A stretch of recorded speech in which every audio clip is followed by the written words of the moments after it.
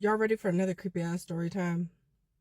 This is the night I saw a demon. Now, I just posted this story, but I took it down because I didn't like the quality of it, and there was two details that I forgot to mention. So it's 2022. I am dating this guy, and his car's in the shop. So for that night, I'm trying to be a good girlfriend. I offered to go pick him up, and he agrees. So I'm on my way over there, and I notice I'm going to be like 20 or 30 minutes early. So before I go to pick him up, I decide to exit, and I'm a few exits away from where I was supposed to pick him up at. He was working in downtown San Diego at the time. I'm a good distance away. And so I go to this market to grab my snacks, and I notice this gentleman. And he appears to be homeless. And me and him lock eyes while we're in the market. And when we lock eyes, he gives me this smile. And this is not a friendly, hey, how you doing type smile. This was a very menacing, predatorial type smile. So right away, this guy gave me the fucking creeps, and I broke away like eye contact from him. Like I immediately felt threatened, and I wasn't sure why. Like people, people are creepy sometimes, and you know what I mean. But I've never felt like threatened like that, and I couldn't understand why I was feeling like that. Anyways, I grab all my stuff. I'm avoiding eye contact with him, and I put everything on the counter. I'm paying, and as this man is walking behind me to leave the store, I hear him say, "Make sure you lock your doors.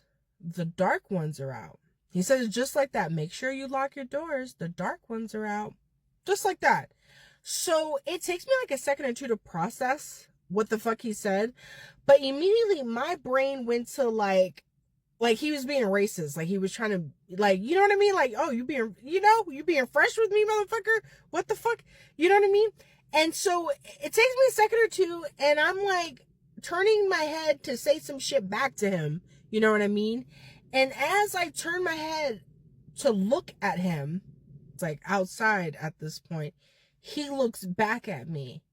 And right away, I noticed something is different about his face, but I'm not sure what it is until I'm like looking at his eyes. And I noticed that there is zero color in his eyes. When he was in the store, he looked normal. But when he was outside, I know it was dark outside, but this wasn't that. His eyes were pitch solid black. And my blood immediately ran cold. Every hair that I had on my body stood up. My stomach turned. It was like a movie. Everything slowed down. I couldn't hear anything. I couldn't see anything around me except me and this man and his eyes. And I was almost mesmerized, but in shock at what the fuck I was looking at. And so slowly I hear the man's voice at the counter, fading in, like, "Ma'am, excuse me, ma'am." That's how long I was standing there and just in shock, like just staring at this man. So I snap out of it. I pay for my things, and I'm so afraid to go outside. Like I said, I don't know what the fuck I just saw. I'm so afraid to go outside that I'm like walking back around the store for another 5 minutes, acting like I need more stuff. Okay. And so I go out after like 5 or 10 minutes of hanging out in the store. I go out, I look around. I don't see this man. I sprint to the car, get to my car. I'm like, okay, you know what? You're seeing shit. Okay, I don't know why, like, you know what I mean? I just went into denial. Even though I have been through all this crazy shit in my life and have seen all this shit, and I know these things are real. Still, it's really scary when you see shit like that. So your brain is trying to explain things away, and I'm just like, nope, I didn't see that. So I fucking take off. I'm freaking out. I'm scared. Like I'm on my way to go pick up my boyfriend, but when I get there, I realize that I am still early. So, mind you, this is downtown LA. It's not one of those places that just like it's just quiet. That's not how, you know what I mean? I don't think any downtown place is quiet like that. There's always something going on, right? Downtown, no matter what time it is, right? So I get there, I'm a little early, and I pull around the corner, not exactly around the corner, like 2 blocks down, because the way the building was where my boyfriend worked, I couldn't just sit in front of there and wait for him. So I'm like 2 streets down, and I'm sitting in the car. And the first thing that I noticed about the street, because I have been on the street before to go pick him up before, right? And the first thing I noticed is that this street is eerily quiet. Eerily quiet.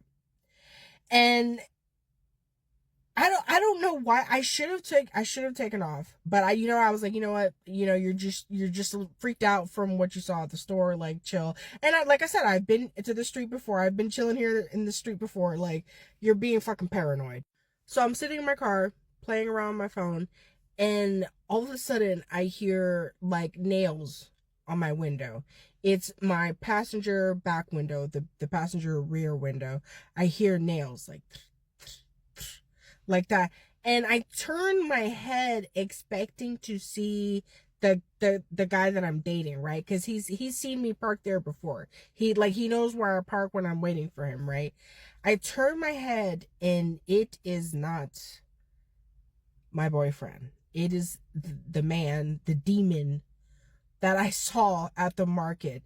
There is absolutely zero ways that man could have made it to where I was at from the market. Like I said, I was in a car, and I was a few exits away, and this man, you know what I mean? I'm not trying to be mean or nothing, but like, he was homeless. Like, you can literally look at a person and tell when they don't have a car or a house. You know what I mean? I'm not trying to be mean, but like, he was homeless. And even if he did have a car and followed me there, I would have seen that shit. Like, I'm when I drive, I'm very like, I don't like getting pulled over. Okay, I don't like the cops, so I'm very aware of my surroundings, of the cars around me and shit.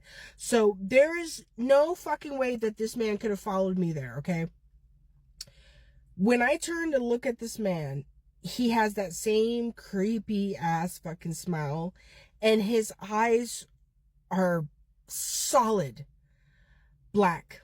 And another detail that I forgot to mention is that his eyes, I was mesmerized. Like, I was in the store, I was mesmerized. Imagine putting like black glitter in a water bottle and swirling it around, but like without the glitter. That's how this man's eyes look like. And the only thing that snapped me out of this like trance, not even, I was frozen in fear, but I was also mesmerized. Like, the only thing that snapped me out of it is when he was trying to open my car door. You know what? I don't even think he was trying to open the car door. It was almost like he was trying to test it. You know what I mean? Like, there's a big difference when someone's trying to open a door and when someone is like yank yank, like trying to see if it's locked. He did that, and he smiled and goes, "Good girl." As soon as I heard him say that, I snapped out of it, started the car, and took the fuck off. And I think when he said "good girl," he meant like, you listened to me, you locked the doors. And back then, I will say, I was not in the habit of locking my doors when I got in my car. That's a habit that everybody should have, especially women. But I was not in that habit. And because he had said that creepy shit in the store, I think subconsciously it had gotten to me. And I remember locking my doors when I did pull up to that little street to wait for my boyfriend. Oh my God, I had nightmares. I had nightmares for weeks about that man. For weeks. When I went to go pick up my boyfriend, and I told him everything that happened. Of course, he dismissed me. He's like, "Oh, there's a lot of freaks in San Diego," and he probably had tattooed eyes or contacts. And I'm like, no, I've been around people who had tatted eyeballs and contacts, all black contacts, and this was not that. That swirl, you can't, you know what I mean? It almost looked like the galaxy was in his eyes, but very dark. But to this day, I drive with my doors locked, and I am, yeah, just the thought of that man, it freaks me out.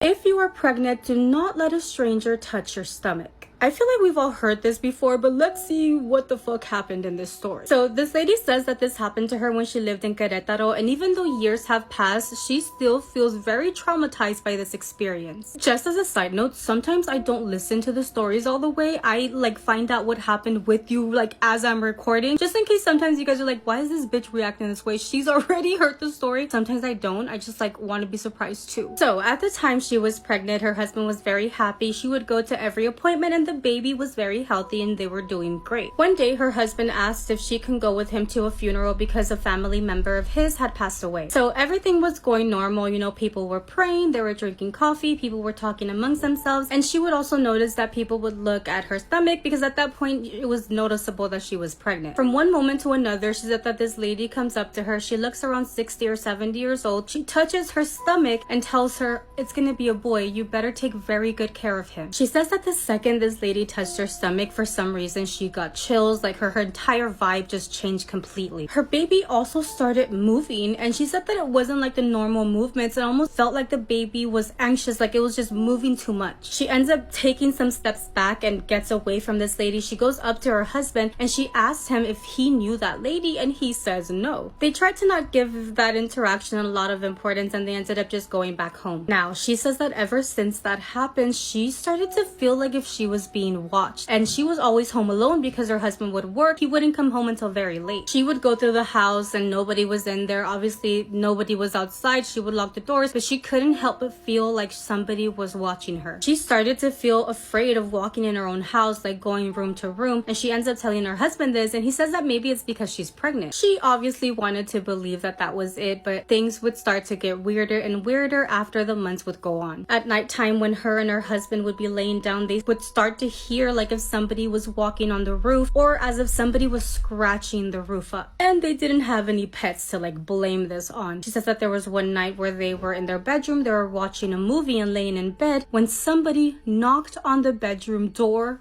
Fuck that. The husband did go open the door, check the house, and nobody was in the house. Obviously something was in that house. She explained how her husband would fall into a very deep sleep, but she could no longer sleep at all. Now, there was mornings where she would wake up with scratches all over her arms, all over her stomach, and she just knew that she wasn't doing this to herself. She ends up going to her family's house and she's telling them everything that's been happening. And she said that somebody said something that left her frozen. Mija, a witch already smelled your baby through your stomach and they're not gonna leave because they want to take him. Oh my god, I used to hear, like when I was younger, you know, I was so nosy. I'm not gonna lie, I was nosy. I would always hear all the conversations. I would hear that whenever you, if you woke up with bruises all over your body, it was a witch. Now, I don't know why in my head I heard it was a witch sucking on you. Bitch, don't be sucking on me. What the fuck? Listen, that is how I remember it. I could be wrong. I was a child. What the fuck?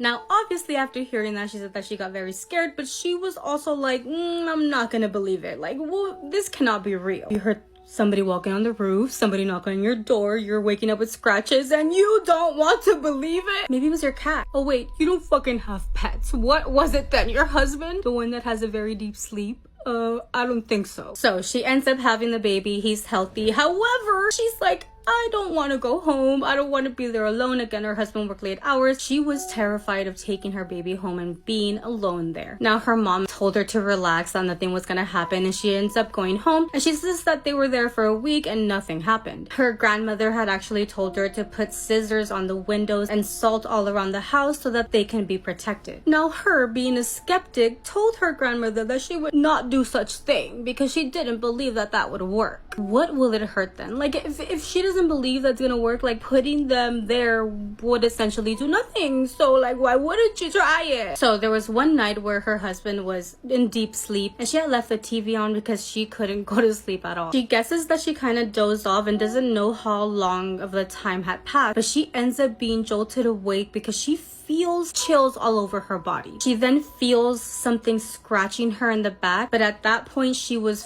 frozen with fear. Like she couldn't move even if she tried. She was able to open her eyes. She can see around the room. She could hear her baby like making little moans, like it was tossing and turning, but she couldn't move. Like, it almost sounds like sleep paralysis, like when you're awake but your body is not moving. So I think that's what she was going through. She even tried to scream and she said that nothing would come out of her mouth, and at that point she was feeling something going in between her legs under the blanket. Bitch, the blanket is our shield. Nothing should be able to fucking cross that. Oh my god. I thought the baby was on the crib. No, the baby was sleeping in between her and her husband. At this point, she says that she could feel something tugging the blanket, and again, her eyes are open. She could see the baby slowly moving down towards the bed. What the fuck? As she's seen her baby slowly moving down that bed, she said that she started praying. She started asking God for help. And the second that she felt something pull the blanket off of her legs is the second that she gained control of her body completely.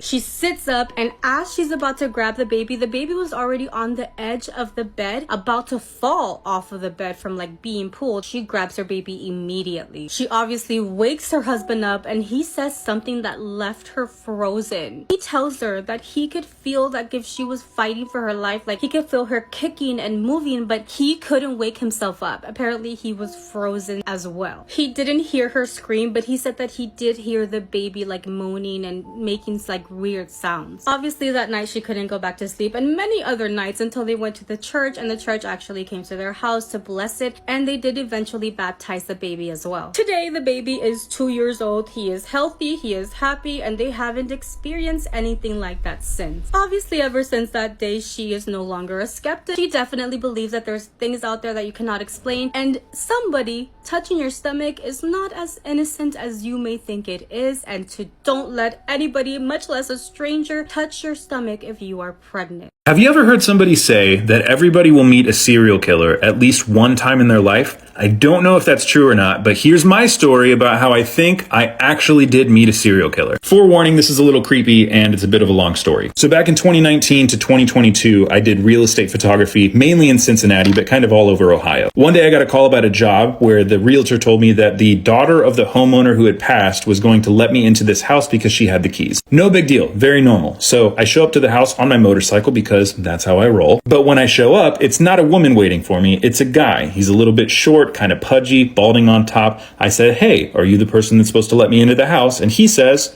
"Yes." I said, "Are you the husband of the woman that was supposed to let me in?" He says, "No, I'm a friend of the daughter whose mom lived in this house," which is very weird, but whatever. He had the keys. So we go inside, and this guy's giving me weird vibes immediately, but I chalk it up to maybe he's got a touch of the tism. I'm not going to judge him. Here's where the red flags start, though. When I started shooting, he kept walking closer and closer and closer to me, following me into every single room in the house. I repeatedly had to tell him to give me space so he wouldn't be in reflections and so he wouldn't bother me, but he wouldn't listen and kept getting closer and closer and closer. Now, I could have just packed up my stuff and left, or I could have finished shooting really quick so I could get paid, and I chose to finish shooting. So I rushed through all the photos and I tell him, "Hey, I'm done inside. I'm going to shoot outside the house, and then after that, I'll be out of your hair." But then he says, "You forgot about the basement here." I said, "I didn't know that there was a basement. Is it finished? Because we don't usually take photos unless it's a finished basement." And he says, "No, but I would like you to take photos of it anyways because my friend of the friend told me that she wants photos of the basement." I thought that was kind of weird, but whatever. I don't want to argue with this guy. I just want to get this stuff done. So I'll go down, take 30 seconds to take one photo of the basement, and then I will leave. He shows me where the basement is, and I start to walk down the stairs, and I hear him following directly behind me, like one step behind my foot. So I stop midway down and I turn around and say, "Can you not follow me down here? Because I'm going to take one photo of the whole basement and I don't want you in the background." And he says, "I would like to come in the basement as well." We don't move for a second. I'm staring at him. He's staring at me. We're both standing in the middle of this staircase and he has his hand behind his back. So I tell him, "I'm not going to take photos of this basement. Please move out of the way." He moves, but he doesn't get out of the basement. He just slowly pushes himself up against the wall, so I have to walk right next to him to leave. So at this point, I figure this guy's either trying to rob me, kill me, or be romantic with me, and I don't want any three of those things to happen. So I push past him kind of quickly so he doesn't have time to react, and I grab my gear and I immediately walk outside. And he follows me and says, "I would really like you to take a picture of the basement, please." And I said, "No, I am not going to do that." And he gets really angry. He starts to shake a little bit. His fists are balled up. His brow is sweating slightly. His lips are pursed. But I don't care because I don't want to deal with this guy anymore. So I take a couple photos of the front of the house and I start packing up my gear to leave. He goes back inside. So I decide, whatever, I'm not going to talk to this guy anymore. It's not a big deal. As I'm packing up my stuff, I realize that I'm missing my lens cap. And no, I don't mean a lens cap like this. I mean one that's really big and looks like a thermos. It looks like this right here. It is not a small lens cap at all. It's about the size of a cup. I realize I left it inside the house somewhere, so I have to go back and talk to this guy. So I walk up to the house and I knock on the door, and he answers immediately like he was waiting for me. But his demeanor is completely different. He's no longer angry. He's not frustrated. In fact, he's even nicer than he was when I first showed up. So I tell him, hey, I left my lens cap in here. Can I come in and just walk through really quick to see if I left it on a counter? And he goes, no problem. I know I'm going to find this immediately because it's a pretty big lens cap and this is an empty house with a couple tables, so it's not like it's lost in clutter or anything like that. But I don't find it. I looked in every single room, on top of tables, underneath tables, next to them. There was no lens cap in this house. Now, he stayed in the living room by the front door. He didn't follow me into any of these rooms. So I walk back to the living room and I say, hey, did you see this lens cap? It looks like this. I can't find it anywhere. He looks at me and he says, I think you might have left it in the basement. Nope, I didn't, because I didn't go down in the basement. I walked halfway down and I turned around and came right back up. I looked at him and I said, nope, I definitely didn't leave it in the basement. And he says, I think you left it in the basement. I didn't say a word to him. I turned around like I was still looking, walked out the back door, got on my motorcycle, and left. Here's the craziest thing about the entire situation. I get done shooting this place, I'm editing the photos, and I get a call from the realtor. They're like, hey, why didn't you shoot this house? This lady's waiting on you. Why didn't you show up? I said, what are you talking about? I'm looking at the photos that I just took right now. How is that possible? She said nobody showed up. She's been waiting on you. Well, she didn't let me in. It was the guy. It was her friend of the friend or whatever. Friend of a friend? What are you talking about? No one knew who this guy was. The homeowner's daughter was really confused. She's like, I didn't tell anybody to let you in. I didn't have a friend of a friend hold a key for you. What is going on right now? And they never found out who it was. To this day, no idea who let me in the house. By the way, there was a dismembered body found in Cincinnati in 2023, and a bunch of people speculated it was a serial killer, but Cincinnati keeps saying that's not the case. So I'm going to take you to South Africa. Quite hard to do it, but I think there are like certain inns. That's really good. It's not bad. I don't think I can keep it up. Haunted store in South Africa. South Africa. So see, I just sound like I'm from Stoke. This one is probably not as creepy as all the other stories on here. I was freaked out enough when it happened though. I started working at a DVD rental store after I graduated. The hours were quite long and could add up to 12-hour days when it was busy. During the week, we were open until 9 p.m. and since weeknights weren't as busy, we'd usually work one at a time. Whereas on weekends, we'd stay open later and there'd be 2 or 3 of us working together. When I first started, my co-workers told me that the shop was haunted. And every night, things would happen after the store's been closed that would be captured by the security cams, and they would notice it when going through the footage. Like orbs and shadows moving across the floor. I didn't really believe them because they knew that I would be the one who had to work weeknights alone and lock up. So I thought they were just trying to scare me. After a couple of months, I worked 4 out of 5 weeknights on my own, with the exception of Friday nights when it got busy, and someone had to be there to help me. One morning, I opened the store and found that the computer at the front counter had been turned on. I could have sworn I'd shut it down the night before when closing. Our boss had been very strict about doing that since it saved on the lecky bill. So I decided to have a look at the security camera just to make sure I didn't forget, even though I was certain I had. I checked the footage of the night before, of me cashing up and taking stock, etc. Just as I thought, there's me, shutting down the computer and locking up. I was confused, but I decided to scan through it, see when I'd come back on. So I fast-forwarded through the footage, but the screen stayed black until around 2:30 a.m.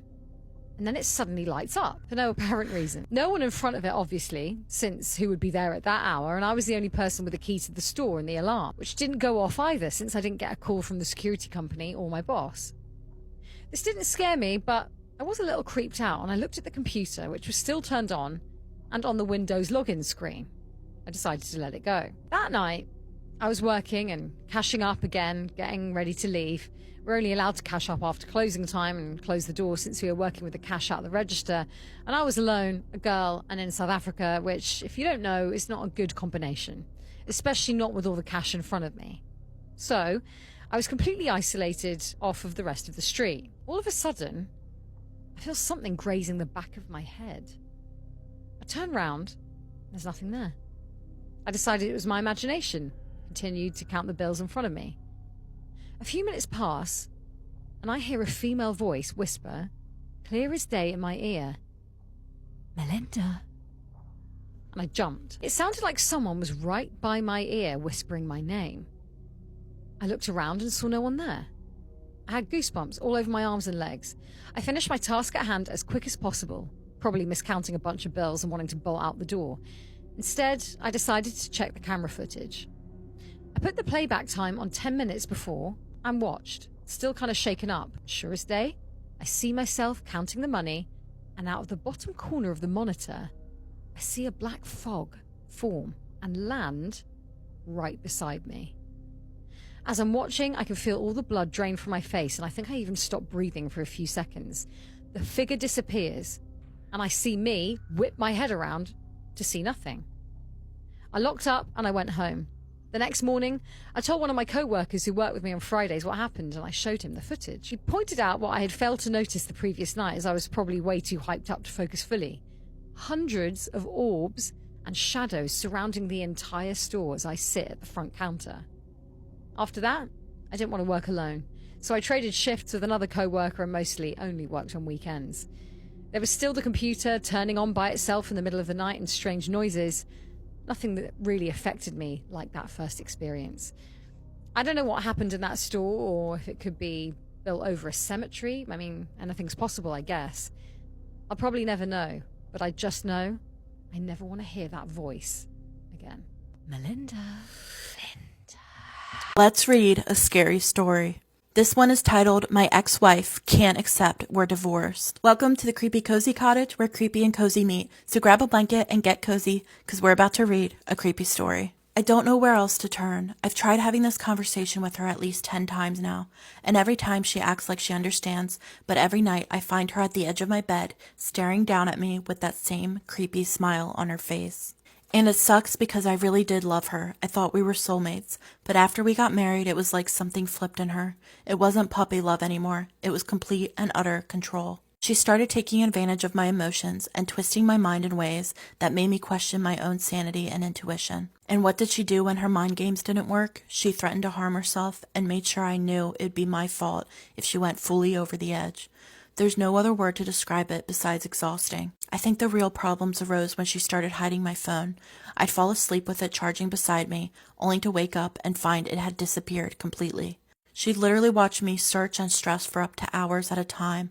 Then, when she saw I was at a breaking point, she just put it back on the charger when I wasn't looking and made me feel crazy for not knowing where it was. When I finally confronted her about it, it was right back to the same mind games. It's not my fault you didn't see it. You spend too much money on your phone anyway. I'm the only person you should be talking to. And when I stood firm that she had overstepped a boundary, that's when the tears came. You don't love me. You always think I'm doing something wrong. And our personal favorite, sometimes you make me wish I was never born. Do you see what I mean by exhausting? And despite everything, I still tried. I tried my absolute damnedest to make things work, loving her through all the emotional outbursts, holding her when I could tell a war was happening in her head. I tried to be an actual husband. That's the thing, though. I'm still just a man. I can only stomach so much. And after years of trying, I just couldn't do it anymore. I became withdrawn, fighting my own thoughts and instincts in vain. And she noticed. Her antics became unbearable. She started waking me up in the middle of the night with tears in her eyes for absolutely no reason, other than she felt bad for herself. Got to the point where I literally had to start sleeping in the guest room just to get a full night's rest. I made my mind up that divorce was inevitable, and she started watching me while I slept. I'd wake up in the early morning hours to find her standing in the doorway. She was always crying, but with the same damn smile on her face. I couldn't even imagine what she was thinking in those instances.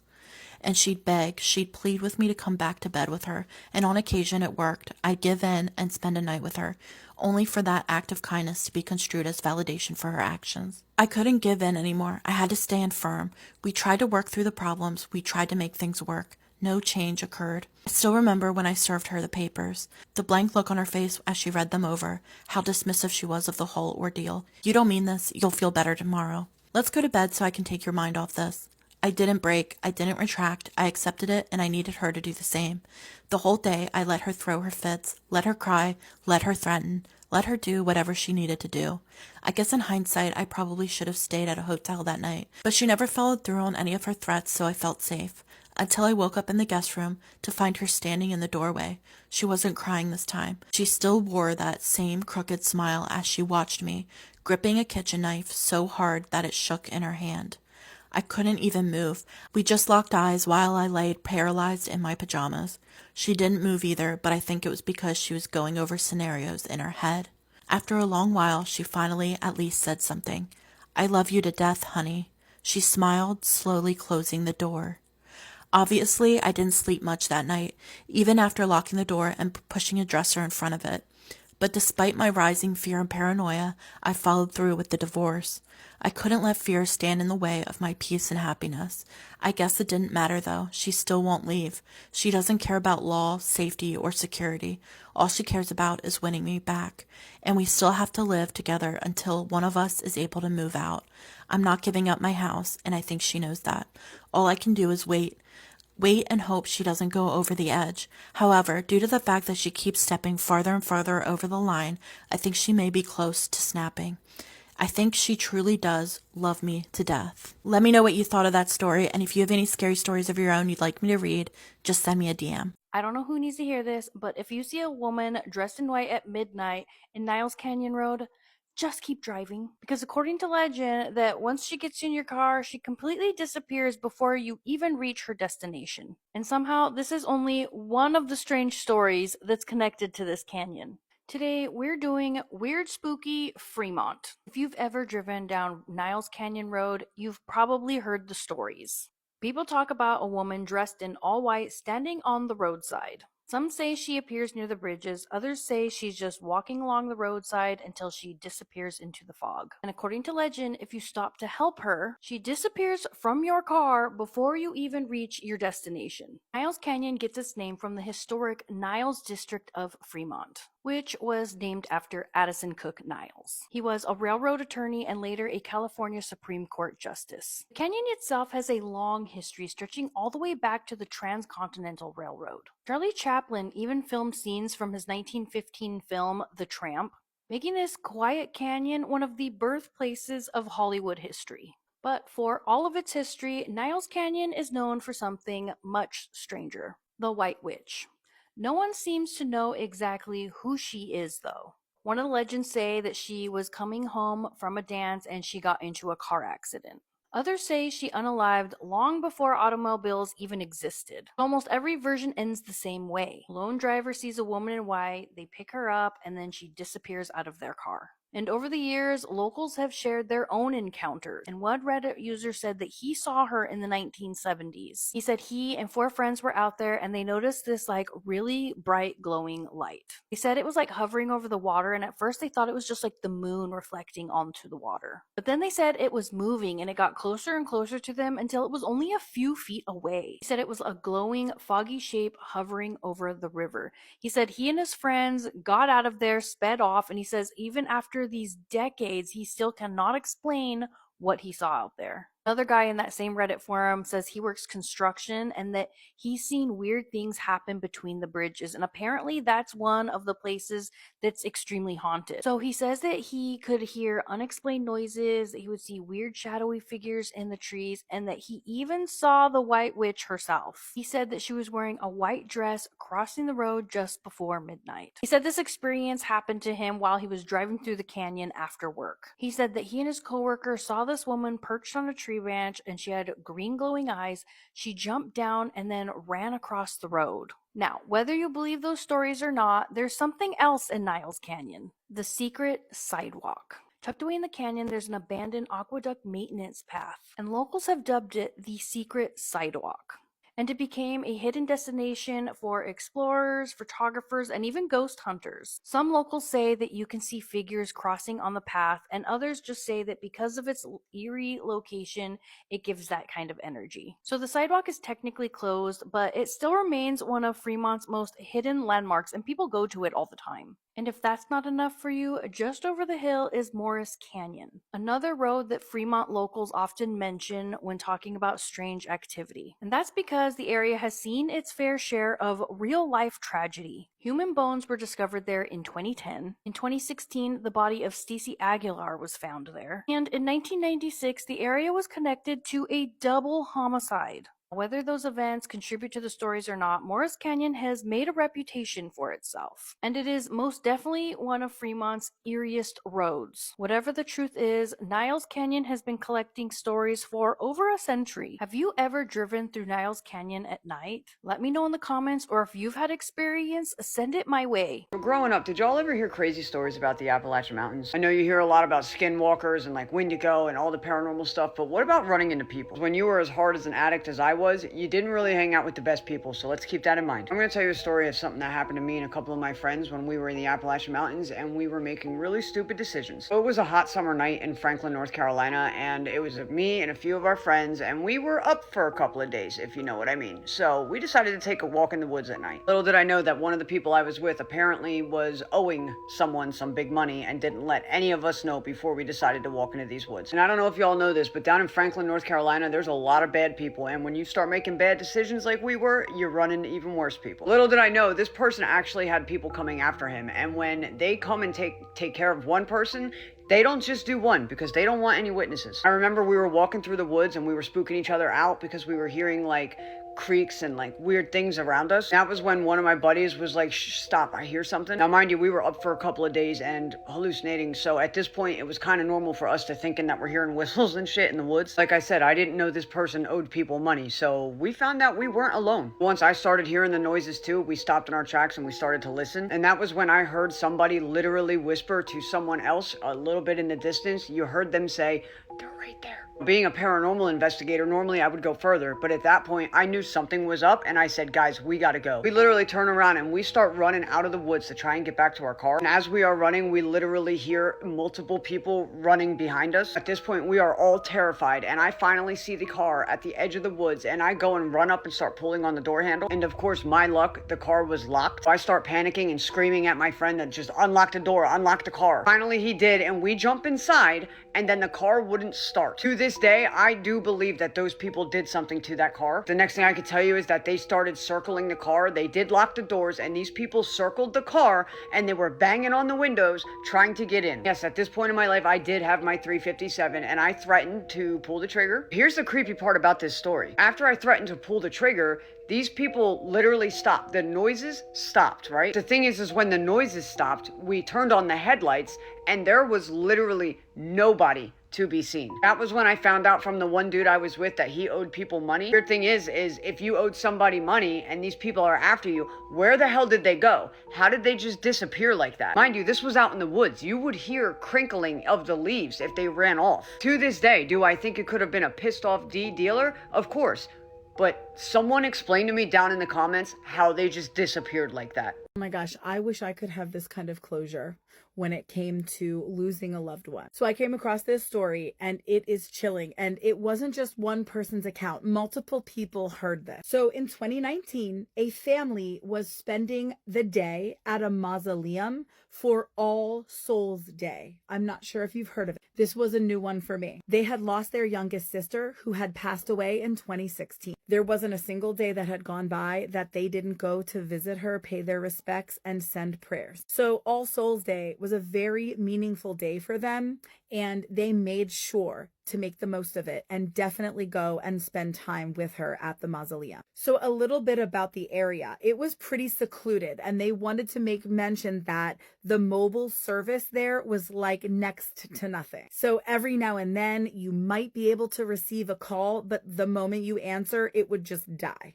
Okay, so their older brother that the whole family referred to as Kuya, which in Filipino culture means big brother. So anyway, he receives a phone call during this visit to the mausoleum. Okay, I have goosebumps, guys. So he answers the phone and he says that all of a sudden the line was crystal clear, like no crackling, no interference, not the usual for the area with absolutely no service. And what was on the other end was a voice that sounded identical to their little sister. Okay, oh my gosh, the chills. So he couldn't believe what he was hearing.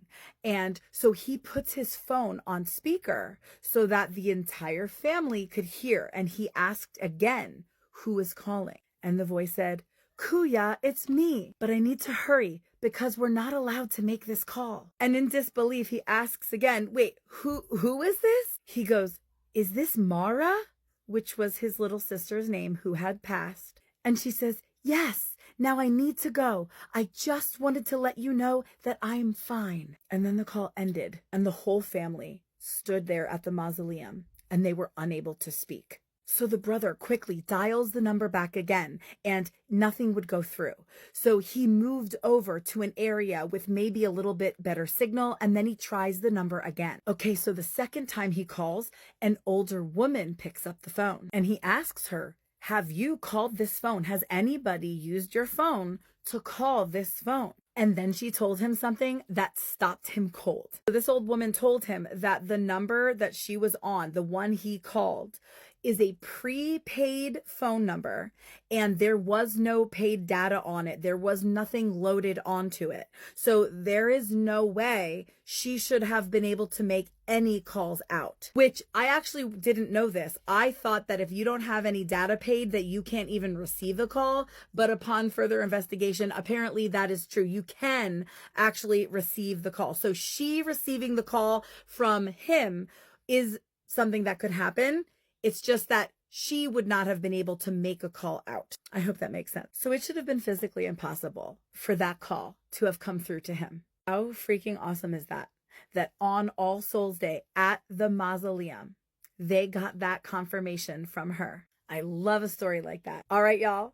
Let me know your thoughts in the comments. And if you have a creepy or awesome paranormal story of your own, you got to share it. And if you're new here, follow for more creepy story time. This is the story of 5 teenagers, one very old coin, and a ritual that should never have been performed. Today, I'm going to talk about a Japanese game, or something more like a ritual, called Kokuri-san.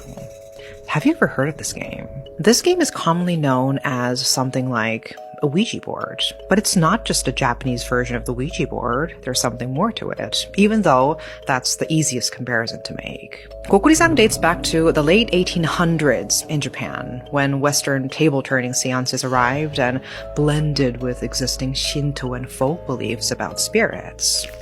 The name itself is written with 3 kanji characters: fox, badger, and dog, 3 animals that, in Japanese folklore, are known as shapeshifters and tricksters, beings that deceive, beings that are drawn to human weakness. The ritual itself is deceptively simple. You take a sheet of paper and write out the hiragana or katakana syllabary across it, along with the numbers 0 through 9. And the words yes, no, and a tori gate symbol in the corner, the traditional Shinto gate that marks the boundary between the ordinary world and the sacred one. In the context of Kokuri-san, that tori is the door the spirit uses to enter, and crucially, to leave. 2 or more people place a finger on a coin at the center of the paper. Someone calls out the invitation, "Kokuri-san, Kokuri-san, please come to us." And then you wait. If the spirit arrives, the coin begins to move. You can ask it questions. It answers by sliding the coin to letters or to yes or no. Simple enough. You must never perform the ritual alone. You must never let go of the coin mid-ritual. When you want to end the session, you must formally ask the spirit to leave, and you must keep asking until the coin moves to the tori gate, the signal that it has departed. Only then can you lift your fingers. The paper must be torn up and buried afterward, and the coin must be spent, actually used in a real transaction, within 24 hours, or the spirit is said to linger inside it. Break any of these rules, and the stories all say the same thing, something follows you home.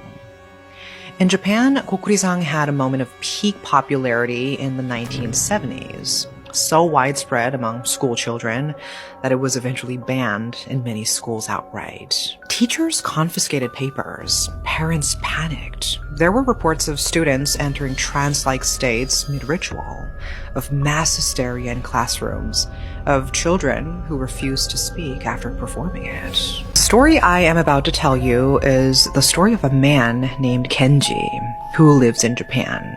Kenji was in 9th grade when this happened, and to this day carries it as one of the most skin-crawlingly unforgettable memories of his life. It all started in that brief window just before high school. Everyone's placement had already been decided, and the 5 friends were riding high on that particular kind of freedom you only get right before you become an adult, or almost an adult.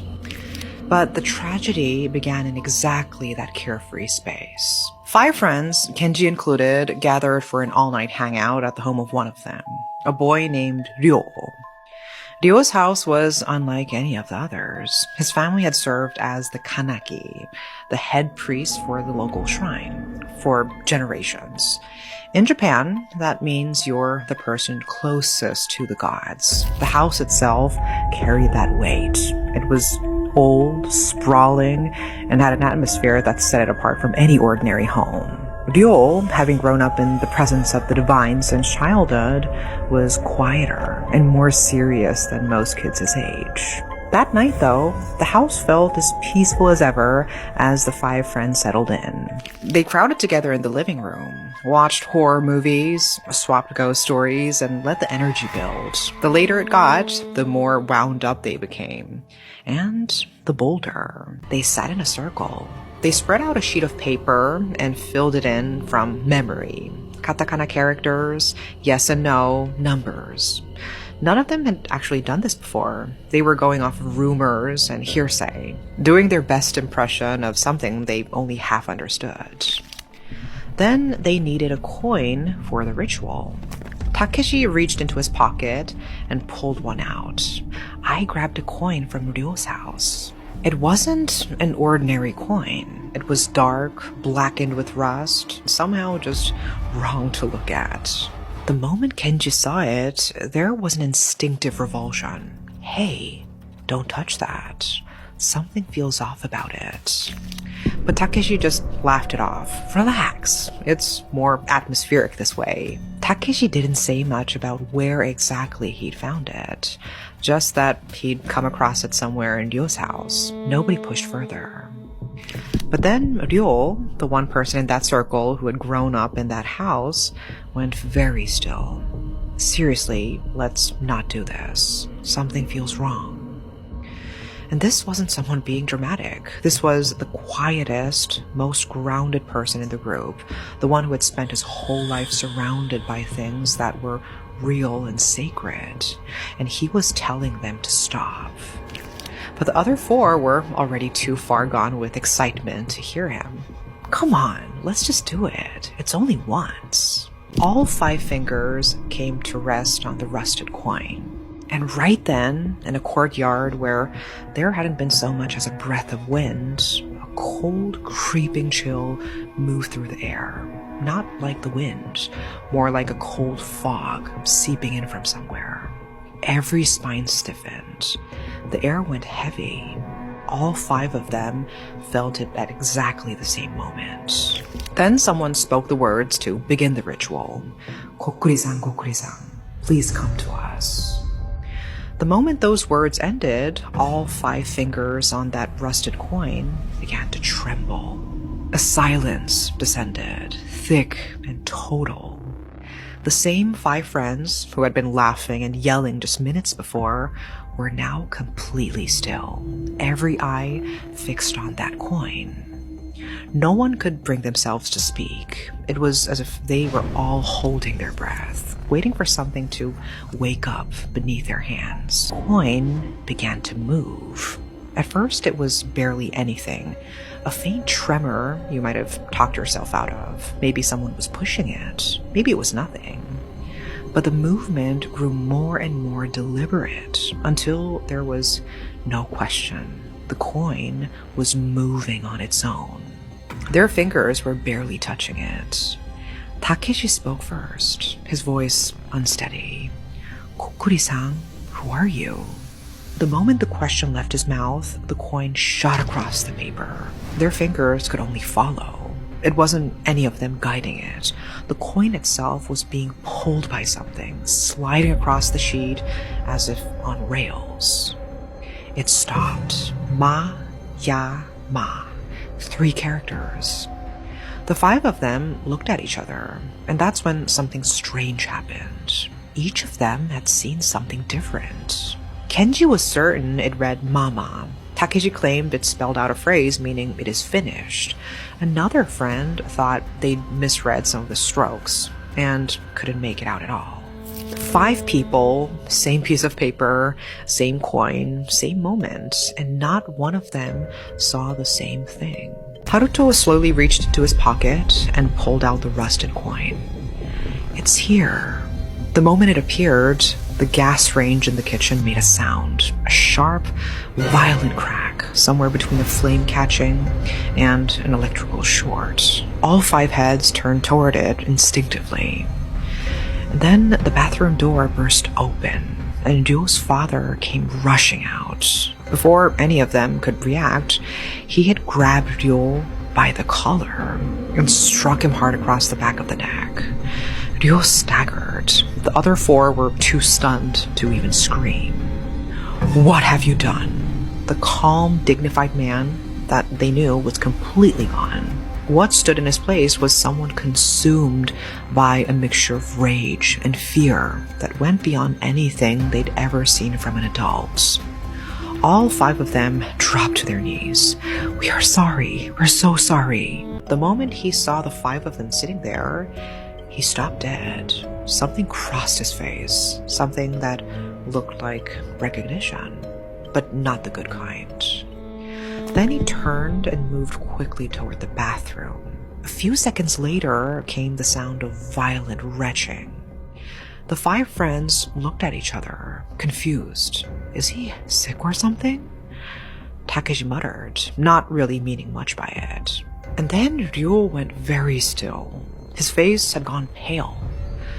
"I think we're in serious trouble." Ryo was the son of a shrine priest. When he said something like that, it wasn't just a feeling. Then Ryo's mother came into the room. She cleared her throat and looked at all 5 of them. "What did you do last night? Where's the coin?" She asked it plainly. The 5 of them couldn't process what they were hearing. No one had told her anything. No one had said a single word about what had happened. How could she possibly know? "Did you think this was a game?" Nobody answered. They couldn't lift their heads. Then something seemed to occur to him, and his voice shifted. "This coin, where did you find it?" Haruto answered, barely audible. "In the ceiling."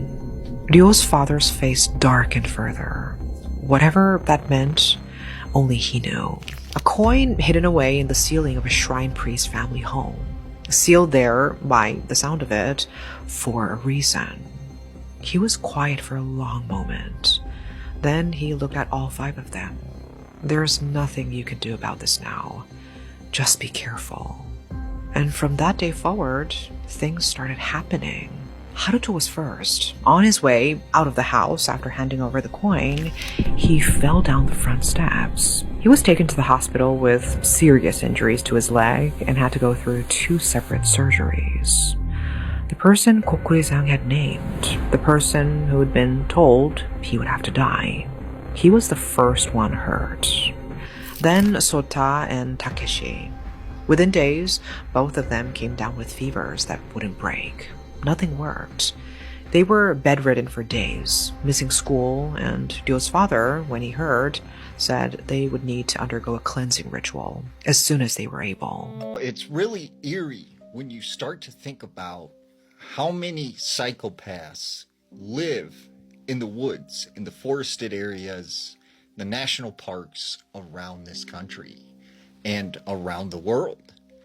I mean, when you start to really get down to it, there are probably thousands of these deranged psychopaths, these serial unalivers, who are living right in the woods behind our house, in the national parks we visit on a regular basis. And, I think that this is an explanation for a lot of these missing 411 cases, is that there is simply some sort of deranged psychopath who chose to live out in the wilderness. And when you really think about it, right, this is a place that a serial unaliver would go, because it's secluded, there's no one around, there's no cameras, there's nobody watching, and they would know that people like to go out in nature, and they like to do it a lot of times alone. So they have this endless supply of prey basically coming to them, where they can do all this and it's completely disclosed. And I think a lot of these national parks and forest areas, they like to conceal it, because if they talked about it, people would no longer come there. They would lose money, and for financial reasons, they sort of sweep these things under the rugs. But yeah, I mean, there's a story that I did hear, and this is just recent. It was an article I was reading, that on the Colorado-Utah border, there was this man who was camping. And he said he was doing some dispersed camping, where you sort of camp on national forest or national park land. He was in his tent when he woke up in the middle of the night to the sound of someone ruffling the side of the tent walls. And it sounded like someone was walking around the tent, circling it. And so he stood up and just kind of waited there, hoping that whatever this was would leave. About 10 minutes pass, it's completely quiet. And he said the next thing is he knows, this tent collapsed in on him. And, he's scrambling to find the door. He finally unzips the zipper. He gets out of the tent and he takes off running to his vehicle. He sleeps in his car overnight. And the next morning, when he goes back to retrieve his tent and go to this campsite, he sees footprints, all around the campsite leading off into the woods. And that's just one of many stories that I've heard of people encountering these strange, weird people out in the middle of the woods. A starseed is someone who is from the stars, that has been planted here on Earth to serve a spiritual purpose.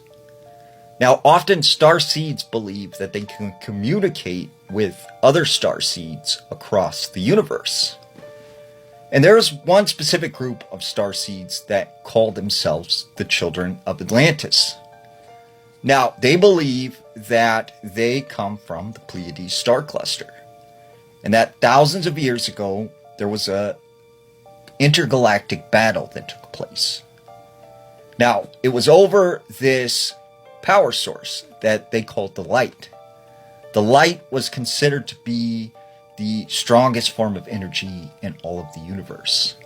And these Pleiadians, they used the light to sort of power their civilization. And as well, they could connect to this thing, and it would give them psychic abilities, telepathy, and the ability to move things with their mind. Now, they were in war, or at war, with these race of extraterrestrials called the Greys and the Reptilians, who wanted this energy source, the light. Now, the Pleiadians started to lose the war, and they were afraid that the Greys and the Reptilians might get a hold of the light. So they send with a group of Pleiadians, who they called the Keepers of the Light. They send them across the universe to this galaxy called the Milky Way, to this small little planet called Earth. And when they arrived here to Earth, they had this very large ship, which became known as the island of Atlantis. And they went across the Earth, working with the civilizations of Earth to help them build these pyramids and access the power of the light. But soon, these Greys and Reptilians, they discovered that this power source, the light, was here on Earth. And in a last-ditch effort, these Keepers of the Light decided to sink the ship deep in the ocean and hide the light. And then afterwards, they made homes amongst the civilizations of the earth. And they gave birth to offspring who became the children of Atlantis. And it's said that these people who exist throughout the world in different cultures, they had these psychic abilities. And still to this day, they can access the light. And these greys and these reptilians, they come down here to Earth and they do these abductions because they are trying to figure out how to locate the light. And so they are creating hybrids. They are trying to access our DNA so that they could figure out a map to where this energy source is hidden. And they call themselves the children of Atlantis or the children of the light. Why don't people talk more about the Four Corners region? You know, when you think about it, that is probably the most supernatural place in all of the world. You know, on one side in Arizona, you have the Navajo Reservation, where a lot of strange things happen. In New Mexico, you have Dulce. You have the infamous Route 666. In Colorado, you have Mesa Verde. And in Utah, you have places like the Skinwalker Ranch. In this section of area, there are so many strange and creepy things that happen. Now, there was this trucker. He was driving on the infamous Route 666. Found himself headed north towards Farmington. He said as he's driving, he began to get this weird feeling. He said that the car just felt kind of staticky. He said as he drove down this road, he started to notice something up in the roadway. And as he slowed the truck down, he could see it was a person. It was a young girl, probably 12, 13. She was standing in the middle of the road. So finally the truck comes to a stop. And he gets out. And he starts yelling at this young girl. You know, what are you doing out on the road? You're going to get hit. Like, why are you out here alone? Where's your parents? She doesn't say anything. She's just turned around looking in the opposite direction. He said, I said, like, where are your parents? Like, why aren't you listening? You know, you're not supposed to be in the middle of the road. All of a sudden, she turns around. And when she fully gets to the direction he's looking, he can see she doesn't have a face. He said this girl just started walking backwards and walked all the way into the desert and then just disappeared. He ran, he jumped back in his truck and he took off. And he sped all the way to Farmington. And he said one of the weird things that also occurred after he'd seen this girl was the radio station kept going in and out, and he would get the static, and he would hear like voices, like people were talking that weren't supposed to be there. There was another story out of Shiprock. There was this man. He believed at the time that his wife might have been cheating on him. So he said, you know, every night she would get up, and he would hear her get up and leave the house and go somewhere. And he didn't know where she was going.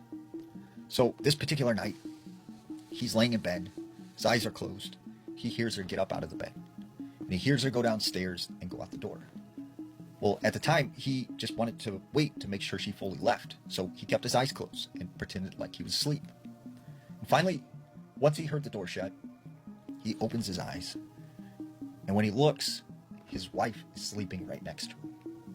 But then all of a sudden, he hears the door open again. He hears footsteps coming up the stairs. But he says he sees this creature come through the doorway and crawl into his wife's body. And he didn't say anything, he didn't scream. But the next day, he started to feel very sick. And over the next couple of weeks, he got very, very ill. And eventually, he passed away. And a lot of people attributed that to the fact that he witnessed his wife, right? This creature coming into her body. You know why something evil has to ask permission to come into your house? It sort of goes back to this old belief that nothing evil, nothing negative can enter into your life, can enter into your home unless you give it permission. See, we naturally have this protective barrier surrounding us. Some people call it guardian angels. Some people call it, a protective spirit. But we are naturally protected from these sort of things. But these evil, these negative entities try and break us down and get us to open that space, to allow them to come in. And so our homes, where we live, where we love, where we share intimate moments, right? that becomes a protective space. And this evil entity cannot enter through that doorway until you give it permission. Now, this story comes out of North Carolina. There was this woman who said when she was a young girl, she grew up in a small home up in the Appalachian Mountains. And she said when they first moved into this house, she remembers at night hearing what sounded like young children out in the woods laughing and saying things and calling her to come outside. And she would see shadows moving across her window like someone was walking around out there. She just ignored it, and she really had no idea what was going on. And she had heard stories, she had heard rumors from friends, that if anything evil comes to your door or invites you outside, do not listen to them, do not follow. Well, this one particular night, her parents left her in charge of watching her brothers and sisters. And she said they were running around the house playing when all of a sudden she got kind of this sick feeling in her stomach, like something was wrong. And she said her brother started screaming and started freaking out and crying. And she's like, what's going on? Like, what's wrong? And he says, they're coming for us. Like, they're going to get us. They're coming. And she's like, what are you talking about? Who's coming? And he just kept saying, like, they're coming. And all of a sudden they hear boom, boom, boom, like a knock at the front door. So she runs over to the window and she looks out. And she said at the front door was this young boy, with an old-timey haircut and wearing sort of like this blue jacket and blue pants with these like black boots. And she said he just looked out of place. She knew something was wrong. So she calls out to him from behind the door. Yes, like, what do you want? What do you need? And she said this boy responded, please, let me in. Please, let me in. And she's like, no, I'm not supposed to open the door. Mom and Dad are gone. Like, I can't open the door for you. And he's like, please, it's cold. Let me in. And she said, no, you're going to have to go somewhere else. I'm not opening the door. And right as she says that, the lights in the house started to flicker. And she said she took her brothers and sisters, they ran into their mother's room, and she closed the door, and they all just started praying. And finally, their parents got home, and they felt safe again. And she said within a couple weeks, it was all over this town that there was a young kid who disappeared. And she felt like that had something to do with whoever was knocking on the door then. This story comes out of Missouri. There was this man named Phil, and he said this one weekend, him and his wife decided to go camping in the Ozarks. They had this area that they would go to, which was a friend's property, and they had kind of set up like this cleared area where they could camp for the weekend. So they go there, they set up their tents and everything, and he's enjoying his time with his wife. Well, he said later that night, they go to bed and they are in their tent when he just like has this really bad dream. And in the dream, there is something like running through the woods and it's chasing him. And he said all of a sudden this thing turns and it starts going after his wife. And then boom, he wakes up. And he said when he woke up, he looked over and his wife was gone. She wasn't in the tent. So he starts freaking out like what's going on? Like, where's my wife? So he got up and goes outside of the tent and he starts yelling for his wife. She's not responding. So he goes off in the woods and he's looking around for her, yelling her name. And then in the corner of his eye, he sees something moving in the woods. So he goes in that direction and there's his wife. And she's just standing in the woods, like looking up at the sky. And so Philip is like, hey, what are you doing out in the woods? Like, you had me scared. Like, I thought something happened to you. And she's like, oh, everything's okay, honey. I was just outside catching some fresh air. And he's like, okay. Well, do you want to come back to bed? She said, yeah. So they go back to the tent and they go to sleep. And the rest of the camping trip, right, is fine. They go back home. Well, he said ever since that night, his wife was just kind of different. Like something was off about her and he couldn't really explain it, but there was a slight change in her voice and a slight change in kind of her personality and her mannerisms. And every so often she would look at him and give him kind of this weird smile. And it just made him feel very uncomfortable. Well, he said one night, him and his wife, they go to bed and they're just laying in the bed. And he said all of a sudden, his wife, her voice like changed. And she started saying like, I'm going to get you, Phil. I'm going to get you. And he's like, what are you talking about? And she's like, I'm going to get you. I'm taking you back to the woods. And he's like, what's going on? And he said, all of a sudden, she jumped on top of him and started holding him down. And she was shaking him and up in his face, like yelling all kinds of swear words at him. And he said, like, he couldn't figure out how she had this much strength because she normally wasn't like a very strong person, but she was fully holding him down. He couldn't get up out of bed. And he said, all of a sudden, like, he pushed her and she kind of like fell backwards onto the bed. And he said the next thing he knows, he sees this light leave her body and then go out the hallway. He hears the front door open and then close. And this wind kind of just blew through the house. And then he said everything was silent. And his wife was like, what's going on, honey? And she was like normal again. And she was completely confused about what had happened. And she couldn't remember anything up to that point when they had went on the camping trip. And he felt like something had taken over his wife. My grandpa used to tell me about a road that was near his hometown, and it wasn't a haunted road. It wasn't where people would disappear. It's just a road that nobody would go down after dark. According to my grandpa, it all started with a local teenager who was driving down the road at night. It was 1970s, and apparently he witnessed a man standing on the shoulder of the road. It was clear he wasn't hitchhiking. He wasn't even looking at the road. He was looking towards the trees. And I guess the man looked over at the car where the teenager was at, and he smiled. And the teenager got very uncomfortable and drove away. The next morning, the teenager found muddy handprints on the passenger side of his car, which was weird because the man was on the other side of the car, so I'm not sure why they were on that side, but they were. Anyways, so the word spread around town, and most people thought that it was just some joke until they wound up witnessing it themselves. They would drive down this road, they would see a man on the shoulder of the road, not needing help. He would just stare into the trees, and the next day they would find handprints somewhere on their vehicle, and it was always on a place that was the opposite of where the man was. So it'd be on the black window or on the opposite door. Years later, my grandpa actually experienced it himself. He said that he got off on a late shift. It was around midnight, and he was driving down the road, and he saw this man on the shoulder of the road, again, looking into the trees. He ignored it. He drove straight home, and when he went to go inspect his vehicle, because he heard of all the rumors, he didn't find anything on the vehicle. There wasn't any muddy handprints or anything like that on the doors. However, he found a couple, not quite fingerprints, but just like dots of mud on the inside of his car, of the passenger seat. And he said that his window was open when he was driving down the road. Now, my grandpa, he lived alone. Nobody had been in that passenger seat for weeks. He wound up selling the truck, and then years passed after that.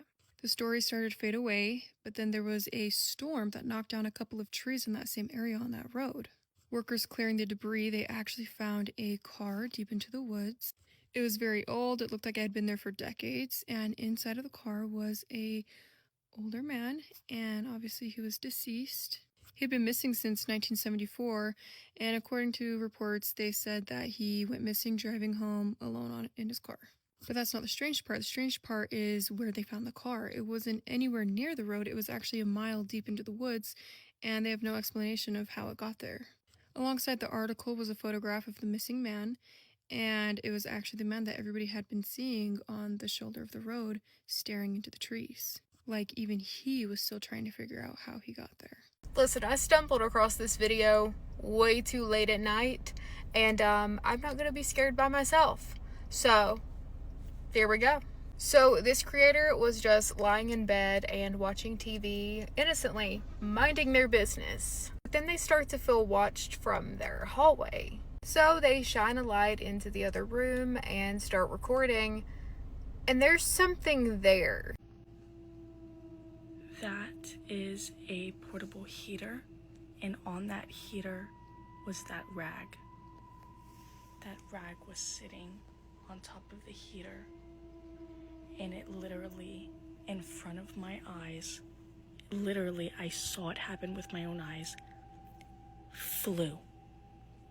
It wasn't just hanging off the side, and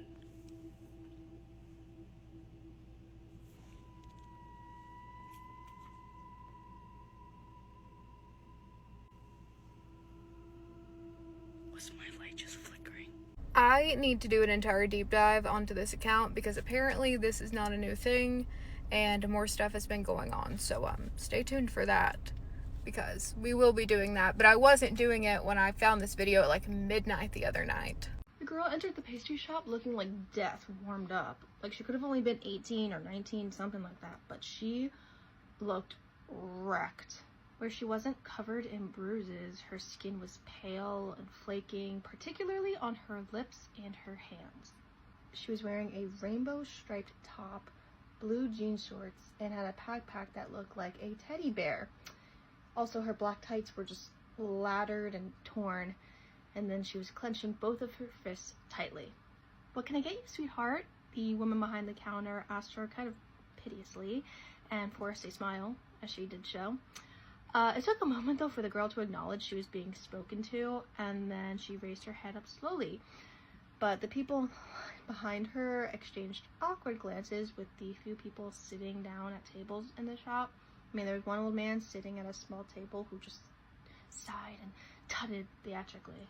And two boys in the back snickered and audibly whispered "crackhead" before a man behind them started roaring insultingly at them both. Ignoring the commotion, the lady asked the girl the usual, and the girl, who was swaying slightly, nodded her head. Her skull also was pockmarked and lumpy and sort of distorted the shape of her head. So the lady wrapped the pastry in a paper bag and then made a point of pulling on gloves before reaching over the counter to take the girl's money. The girl slid the bag off of her shoulder with some effort and scratched around inside to find nothing. Then the lady behind the counter coughed ahem to get the girl's attention before pointing at her own fist before making the open palm gesture. Then the girl looked at her balled up fists, and inside one was a crumpled note and some coins. The lady gestured again, encouraging her to pass her the money, which she did. And at this point the shop was completely silent. Everyone in there was just watching this interminable transaction unfold. The lady behind the counter took a short breath, tapped a few buttons on the register, and it rattled as the cash drawer shot out. She beamed, "Thank you!" But then the girl stood there a little while longer, causing murmurs of discontent in the line. Then just as someone started to mutter, "Get out of the way," a man's voice from outside the shop interrupted. It's actually the same man that told those boys off earlier. He shouted, "Sheila! Sheila, darling, come here now." He smiled at her warmly and wagged a small piece of raw liver or steak or something at her. It was dripping. Her eyes lit up, and he called her name once again, but several people in the shop just shook their heads with disgust. Slowly, the girl staggered toward her father, who just smiled at her gently and took the pastry from her. She chewed greedily on that meat as he just put an arm around her shoulder and guided her away. The old man at that little table swilled down the rest of his coffee as the shop's hubbub returned. And then he spat, "Stupid zombies. Should have burned them, not cured them." Get ready with me while I tell you guys this ghost story. This story was sent into my email, and if you have any ghost stories, paranormal encounters, or scary stories that you want to share, you can send them to the email in my bio. This isn't a ghost story per se, but holy crap did it scare the shit out of me. This all happened during a sleepover when I was younger. I just know you all are up to no good. I just know it. A sleepover story is never good, okay? It's never good. There were 4 of us all together, and like most sleepovers, we decided we were going to stay up all night watching horror movies, which, looking back, was probably the worst possible thing we could have been doing for what happened next. By this point, it was really late. The entire neighborhood was silent. No cars, no people outside, not even a dog barking, just darkness. The glow from the TV was the only light in my room as we sat there watching horror movie after horror movie after horror movie, when almost out of nowhere, one of my friends muted the television. And that's when we heard it. A baby crying. What the fuck? A baby? A fucking baby. Okay, yeah, I already hate this so bad. At first, nobody said anything. We almost all thought that the TV had come back on, and we all just looked at each other. But we realized it wasn't the TV. We were all trying to figure out what was going on. Surely we had to be hearing it wrong. Surely, please, and please tell me that you were. But then it started up again, loud and clear and unmistakable. The crying of a baby, coming from right outside my bedroom window. Nothing about what was going on in that moment made any sense. My room faced the front of the house. There was absolutely no reason for a baby to be sitting outside my window, much less in the middle of the night. Yeah, hello?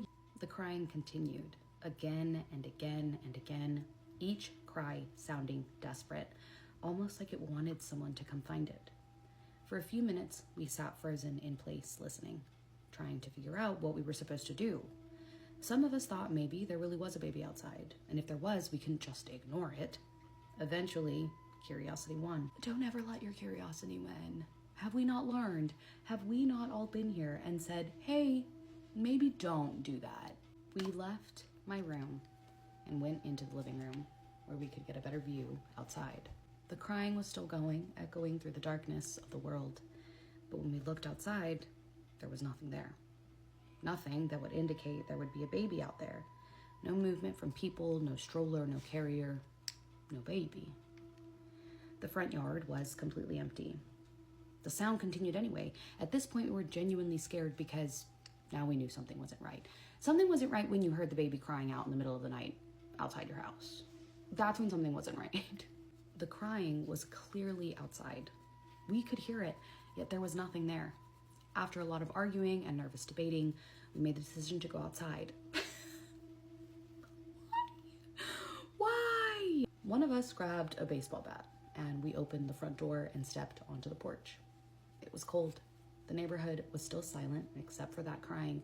Slowly, we followed the sound. The crying seemed to be coming from directly beneath my bedroom window, and when we finally reached the spot, we found it. Sitting on the ground was a small recorder, playing the sound of a crying baby over and over and over again, repeating endlessly. The second we realized what we were looking at, every single one of us panicked because someone put that there. Yeah, run. Someone had put that there on purpose, and most likely to lure us out of the house. Nobody waited around to think about it. We ran as fast as we could, straight back into the home. We slammed the door and locked it. We then stood there trying to catch our breath. We were all thinking the same thing. If somebody had placed that recorder outside, where were they now? Were they watching us? Were they hiding nearby, still somewhere on the property? We tried to settle down, but none of us wanted to sleep. None of us wanted to tell my dad either. He had work early the next morning, so we convinced ourselves that we were probably overreacting, so we stayed quiet and we waited.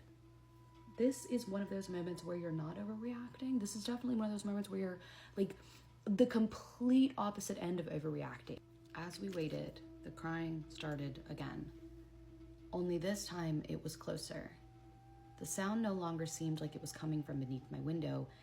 Now it sounded like it had moved toward the front door? What? The crying echoed through the house, slow and rhythmic and relentless. Every one of us was thinking the same thing. Why did it sound like it was moving? It was underneath my bedroom window when we found it. Who was moving it? Nobody volunteered to go check. Nobody wanted to go near the front door. We were terrified that if we looked outside, somebody would be standing there looking back at us. Finally, after what felt like forever, the crying suddenly ended. Just like that, abrupt and final, complete silence. The rest of the night went on without another noise. When morning finally arrived, we felt ridiculous. We went out to grab our bikes thinking nothing of it, but there it was. Exactly where we'd found it the night before, lying on the ground beneath the window. We picked it up to take it inside to investigate, but what we found that we hadn't noticed earlier, sitting abandoned, tucked away on the side of the front porch steps, was a battery pack and rope. The four of us stood there staring at the items, and in that moment, every scary possibility rushed through our heads. This was not a prank. We immediately told my dad everything: the crying, the recorder, the battery pack, the rope, everything that had happened the night before. He contacted the police, who came out and took a report. And eventually, that was the end of it. At least officially. Read a true and scary Reddit story with me. I was 16 when this all happened, but I still remember that night like it was yesterday. I was going on a camping trip with my best friend out to Blind Frog Ranch for the weekend. We planned to go hunting that night, hoping to catch whatever we could find. We arrived around sundown to a large clearing next to the lake. It was still light outside, so at least we didn't have to set up camp in the dark. After we had set up camp, we set out to go catch ourselves something to eat, not far from our campsite, but far enough that whatever was around couldn't see us from the campfire light. We were just about to head back after catching a few rabbits and a 10-point buck when we heard something far off in the distance that sounded like a cross between a human and some sort of animal that had been caught in a snare, which was impossible because neither of us had set one up.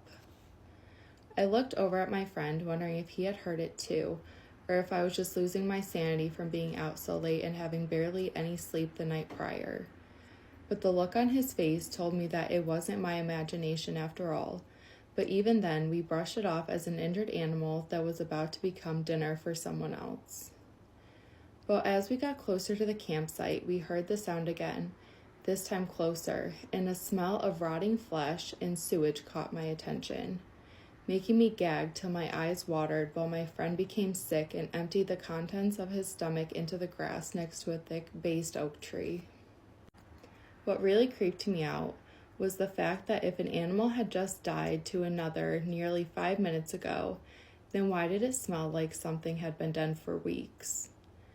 And then I heard it, someone or something calling my name in an old, broken, monotone, almost robotic voice. At this point, I didn't think twice before dropping the haul and raising my gun at the sound. But when I did, I heard the tone change into something that was almost impossible. I heard my best friend calling my name from the woods when he was standing right next to me. So we just left the halls and ran back towards the campsite and put out the fire before diving into our shared tent with both of our guns at the ready. Whatever was out there, it wasn't an animal or a human for that matter, but something far worse. Something that wasn't ever supposed to be seen with human eyes. I quickly grabbed my phone and dialed 911 while putting it on speaker. Even though we didn't have service, I brought one of those Wi-Fi hotspots you could get at the library in case there was an emergency and we needed to use our cells. As I was on the phone with the operator, I heard whatever it was say my name again, but this time it sounded like it was right behind the tent, and it even sounded like it was saying my name in my voice.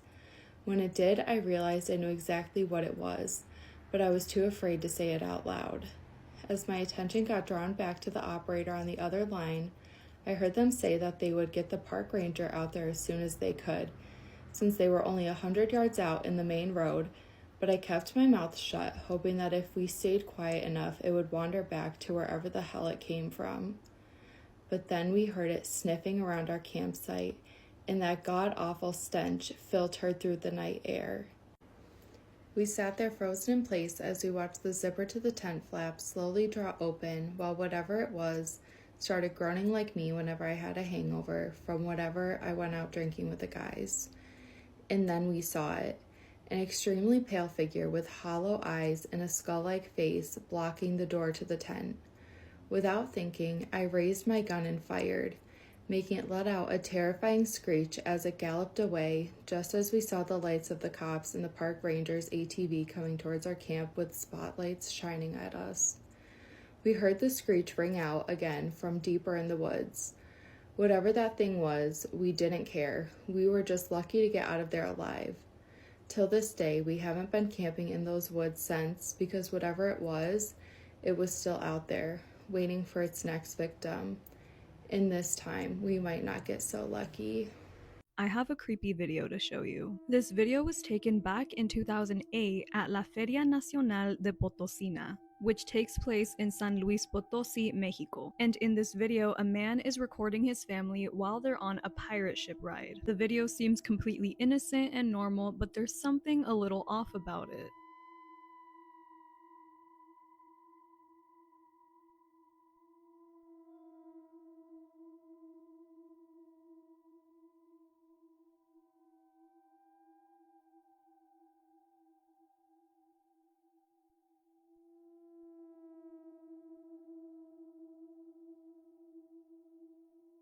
The girl on the far end of the ride seems to completely disappear, and upon watching this video back, the man and his family swear that that woman was not with them while they were on the ride. What makes this even stranger is that there are rumors that there was a fatal accident at this fair years prior. This has led many people to believe that the woman captured on camera might just be the spirit of somebody who passed away years prior. And given the fact that accidents like this happen all the time on these sorts of attractions, it's really not that crazy of an idea. A lot of people have also pointed out that while it is creepy and unsettling, it's also nice to see that she's smiling and having fun, which lets us know that if this is a spirit, at least it's not suffering. This video has circulated on the internet for years, and I'm really curious to know what you think. Might have known the story of real-life boogeyman. I have some creepy photos to show you. These photos have super short backstories and context to them, so we get to look at 4 today. The poster of this first photo says that it was taken by a family friend, but they can't identify the face-like figure standing on the other side of the fence.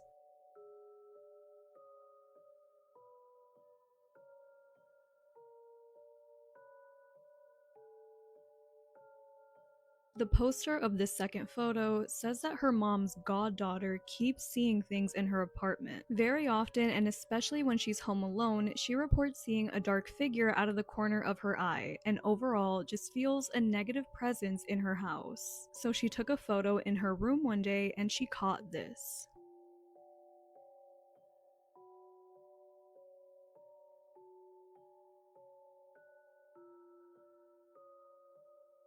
This third photo has circulated the internet for a while now, and it's of an alleged witch captured in Mexico, specifically in a very rural part of Mexico far away from civilization in the middle of nowhere.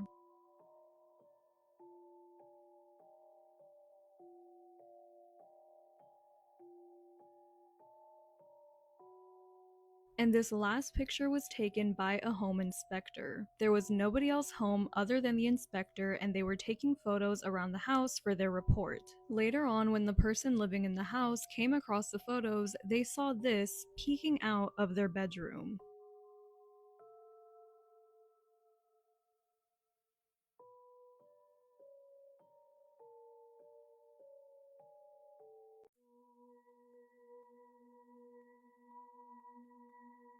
While that video isn't actually real, the story behind it is, and it goes so much deeper than you might think. So the mother in this story is a woman named Kimberly, who gave birth to her son Christopher in September of 1989. By his mother's account, Christopher was a great kid. He had consistently achieved honor roll in school and got a degree in clinical therapy from the University of Texas. He was also highly athletic and was talented in a wide array of sports. But in November of 2012, at the age of just 23 years old, Christopher's life was cut short after he was found dead in his bed at his grandmother's house. His death was initially believed to have been caused by a heart attack, but Christopher's mother, Kimberly, wasn't buying it. You see, when Christopher was growing up, his father, Stephen, who was divorced from his mother, Kimberly, had tried his best to keep him away from his mother. And according to Kimberly, Stephen was verbally and physically abusive. The abuse that Kimberly alleged was written about in Christopher's personal journal. When Christopher was 16 years old, his father sent him to a disciplinary camp marketed toward so-called troubled youth. And as you can imagine, this only worsened his situation, as he was now suffering further abuse at the hands of staff members here, who were later exposed for subjecting campers to beatings, starvation, and forced labor. So by the time Christopher left the camp at 18, he was struggling deeply. And throughout this period, his mother Kimberly remained largely unaware of what he was going through because of the limited contact she was allowed to have with him. After the lease on his apartment had ended, Christopher moved into his spare room at his paternal grandmother's home. And it's around this time that he begins to experience a mysterious illness leading up to his lifeless body being discovered. About a year before his death, he wrote a letter to his mother describing the strange symptoms he had been experiencing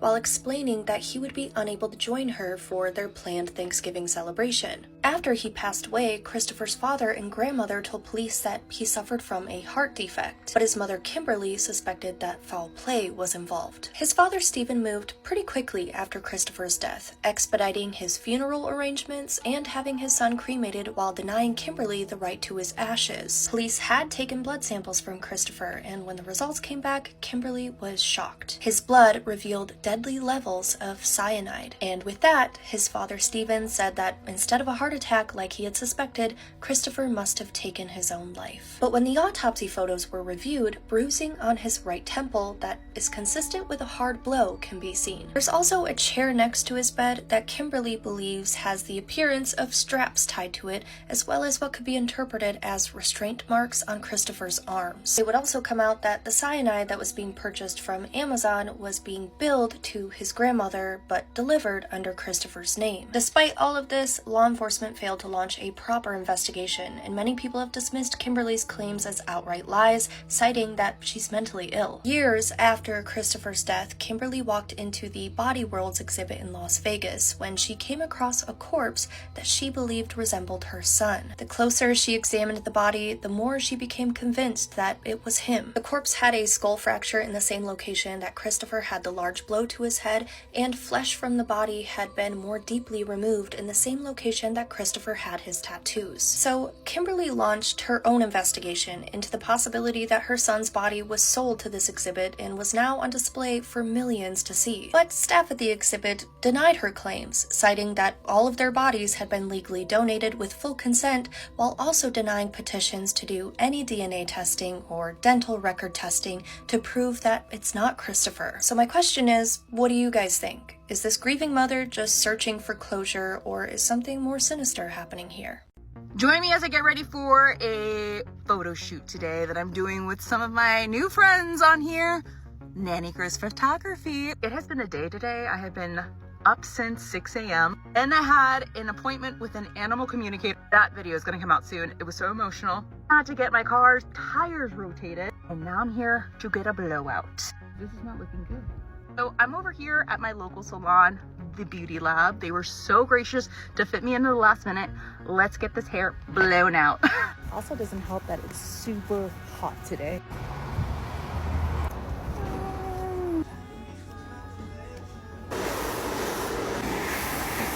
A shout out to Karen at the beauty bar. She fit me in the last minute. The flare, let's appreciate the flare right there. So now I gotta go back home. Thankfully, it's only 10 minutes away. And then we're gonna do our makeup and then pack up and go. A single mom who works 2 jobs. You can see, I usually do my makeup in front of the television right here. Oh, look at that butt.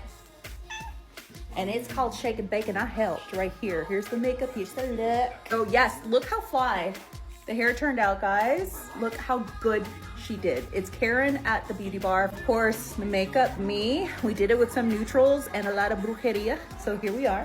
And we finally make it to the Grow Studios located here in Long Beach, and I was instantly greeted by some tushy. Look at that. I just knew that these were my people. This was my vibe. Here's my dressing room. I love the decor. Right up my alley. These are the pieces I'm going to wear and my props. And look at this gross looking couple. Oh, gross and in love. I loved them so much. I felt like we were friends in another lifetime. Here's one of my looks, but we went with this first look for professional Tammy. Let me sell you a haunted house, Tammy. So my session had 3 looks. It went for 2 hours, and I do know that they have different types of packages that start from, I think it's like $250 and up, which is a really good deal. So a little backstory on the Gross Photography. They're a couple. They're based out of Long Beach. They've been doing photography for 5 years, and I went online on their website, grossphotography.com. I'll put everything in the description below.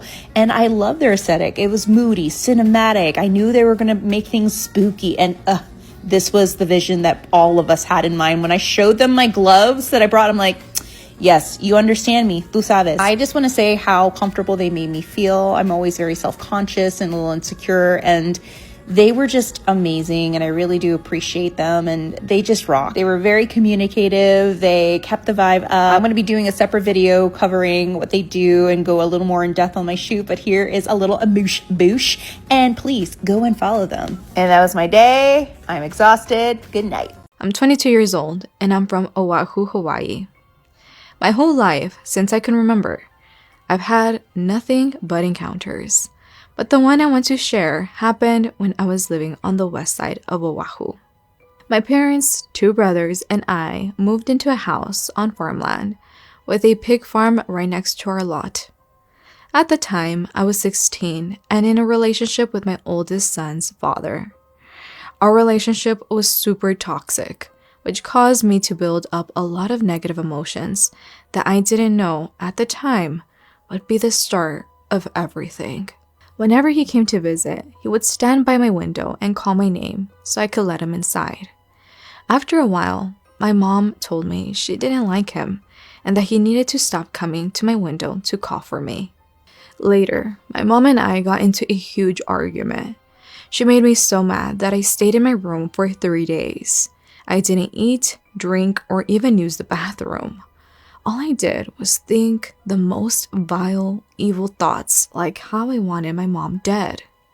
The whole time, she didn't check up on me and went out with my auntie and my siblings, which made me even more mad. Each day that passed, I was accumulating so much negative energy that I didn't realize what was happening behind the scenes. On the 3rd day, I decided to take a full body mirror picture for Instagram. I didn't post it, but a few hours later, I had a gut feeling to check it. I didn't know why, but when I did, my heart dropped. I zoomed in on the picture. Behind me, in my closet, it looked like a shinigami with long horns that reached the top of my closet. Its jaw was stretched all the way to the floor while it looked at me. I decided to brush it off though.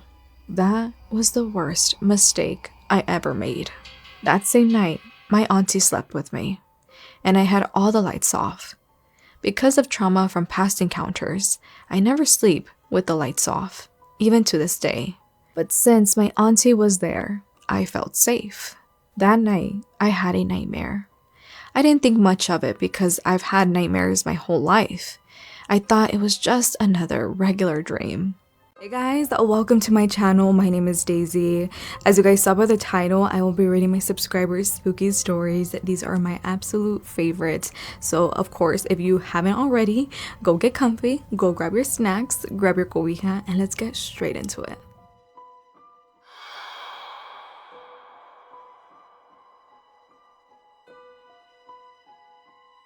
Hey Daisy, my name is Lupita. I have a scary paranormal story to tell you. Before diving into the story, here's a little background. My house is somewhat haunted, though I don't believe the entity is malicious, just perhaps a misunderstood spirit. My grandparents, my parents, my uncle, and I all live under the same roof.